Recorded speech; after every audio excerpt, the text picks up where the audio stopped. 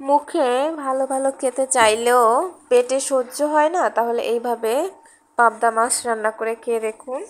খেতেও ভালো লাগবে, আবার পেটেও সমস্যা হবে না। যদি কারো বাড়িতে রোগী থাকে তো সেক্ষেত্রে এইভাবে রান্না করে দিলে তারা মুখে স্বাদও পাবে, আবার খুব বেশি মশলাও খাওয়া হবে না, যার ফলে তাদের কোনো রকম সমস্যাও হবে না।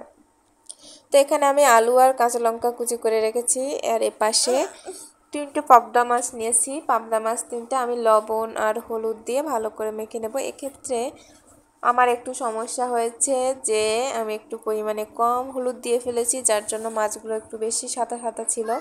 তো আপনারা একটু বেশি করে দেবেন।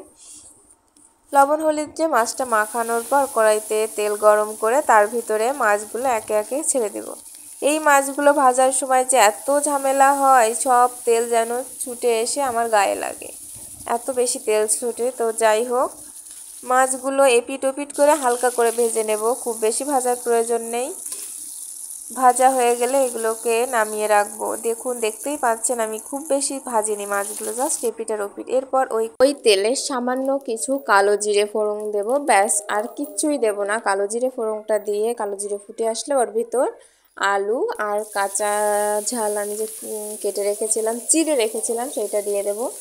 এবার এটাকে লবণ হলুদ দিয়ে বেশ ভালো করে আস্তে করে জাল দিয়ে অনেক সময় ধরে ভালো করে আলুটাকে ভাজবো।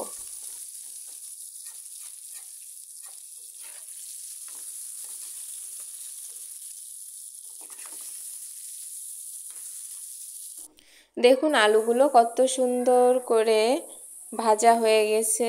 এ পর্যায়ে আমি এর ভিতরে জল ঢেলে দেব পরিমাণ মতো। যেরকম ঝোল রাখবেন সেরকম জল দেবেন। আমি একটু ঝোলটা বেশি রাখতে চেয়েছিলাম, তার জন্য আমি একটু পরিমাণে বেশি জল দিয়েছিলাম। এরপরে উপরে মাছগুলো দিয়ে ঢাকনা দিয়ে বেশ খানিকক্ষণ রান্না করবেন। এরপরে ঢাকনাটা উঠিয়ে দেখুন ঝোলটা ফোটা শুরু করে দিয়েছে। তো আমি আবার ঢাকনা দিয়ে ঢেকে রেখে দেব। বেশ কিছুক্ষণ জাল হওয়ার পর দেখতে পাচ্ছেন তরকারির কালারটা কিন্তু পাল্টে গিয়েছে। এবার যে আমি একটু আলুগুলো দেখব নরম হয়েছে কিনা। তো আলুগুলো নরম হয়ে গেছে। আমি এখন এর ভিতরে থেকে কয়েকটা আলু হাতা দিয়ে উঠিয়ে রাখবো গামলায় আর কি। তো উঠানোর পর আবার আমি ঢেকে দেব।